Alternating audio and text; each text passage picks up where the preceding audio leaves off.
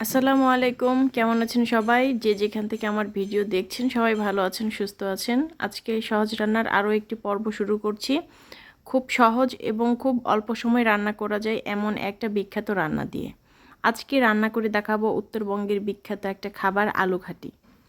আশা করি ভিডিওটি সম্পূর্ণ দেখবেন এবং ভালো লাগলে লাইক, কমেন্ট, শেয়ার করবেন। সাথে চ্যানেলটিকে সাবস্ক্রাইব করে দিবেন। যদি ফেসবুক পেজ থেকে দেখে থাকেন তাহলে অবশ্যই পেজটিকে ফলো করে দিবেন। এই রান্নাটি বিশেষ করে শীতের সময় নতুন আলু দিয়ে খেতে খুব মজা লাগে। চলুন আর কথা না বাড়িয়ে মূল রেসিপি দেখে নিই। প্রথমে এখানে 1 কেজির একটু বেশি আলু এবং 6টা হাঁসের ডিম সেদ্ধ করে নেব খুব ভালো করে। চাইলে এখানে দেশি মুরগির ডিমটাও আপনারা ব্যবহার করতে পারেন। দেশি হাঁস বা মুরগির ডিম ব্যবহার করলে রান্নাটি খুব বেশি অসাধারণ হয়। আলু এবং ডিম সেদ্ধ করার সময় এখানে 1 চা চামচ পরিমাণ লবণ ব্যবহার করেছিলাম আমি। এতে করে ডিমের খোসাটাও উঠে যাবে না এবং আলুগুলো খুব ভালো করে সেদ্ধ হবে। আলুগুলো খুব ভালো করে সেদ্ধ করে নেওয়ার শেষে সবগুলো পরিষ্কার করে নিয়েছি, আলু এবং ডিম।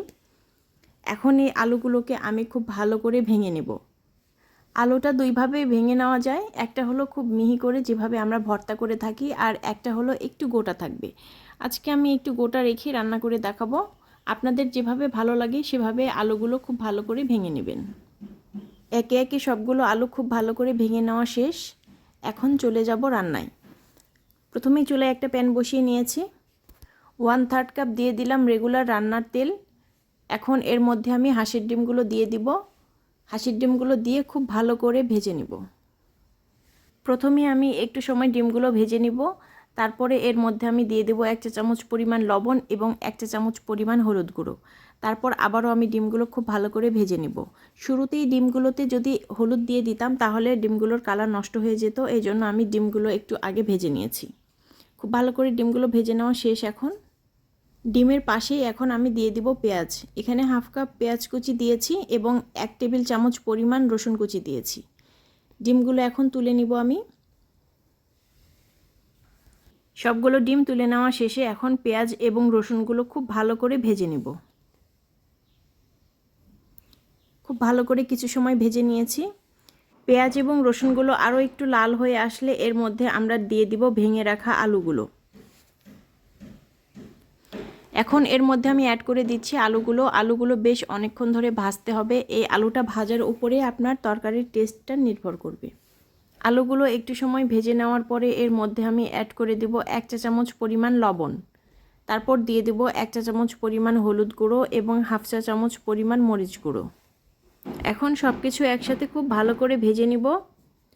আলুর যে একটা কাঁচা গন্ধ থাকে সেটা যতক্ষণ পর্যন্ত চলে না যাচ্ছে ততক্ষণ পর্যন্ত। খুব ভালো করে ভাজা হয়ে গেলে এর মধ্যে দিয়ে দেব পরিমাণ মতো পানি। পানি আমি অ্যাড করে দিলাম। এখন সব কিছু একসাথে নাড়াচাড়া করে মিশিয়ে দিব। এখানে এখন দিয়ে দিব 10 থেকে 12টা বড় বড় কাঁচামরিচ। যে যেরকম ঝাল খেতে পছন্দ করেন দিয়ে দিবেন। মরিচগুলো দেওয়া শেষে তরকারিটা একটু নেড়ে চেড়ে দিয়ে এখানে ঢাকনা দিয়ে দিব বলক আসার জন্য। আলু ঘাটিতে পানির পরিমাণটা একটু বেশি দিবেন। বেশি সময় নিয়ে রান্না করলে আলু ঘাটিটা অনেক বেশি ভালো লাগে খেতে। এখন একটা ঢাকনা দিয়ে ঢেকে দিব। ঢাকনা উঠিয়ে দেখিয়ে দিচ্ছি আলু ঘাটিতে বলক চলে এসেছে। এখন একটু নাড়াচাড়া করে দিব। তারপরে এর মধ্যে আমি অ্যাড করে দেব হাঁসের ডিমগুলো। ডিমগুলো আগেই দিব, তাহলে ডিমের মধ্যে খুব ভালো করে মশলাগুলো ঢুকবে। ডিমগুলো ভেজে নেওয়ার পরে একটা চাকুর সাহায্যে কয়েকটা দাগ দিয়ে দিয়েছিলাম গায়ে। এতে করে ডিমের ভিতর পর্যন্ত মশলাগুলো যেতে পারবে। আবারও কিছু সময়ের জন্য আমি নাড়াচাড়া করে ঢেকে দিব। এভাবেই একটু সময় জাল করার পরে এটা রেডি হয়ে যাবে। খুবই অল্প উপকরণ এবং অল্প সময়ে এটা রান্না করে নেওয়া যায়।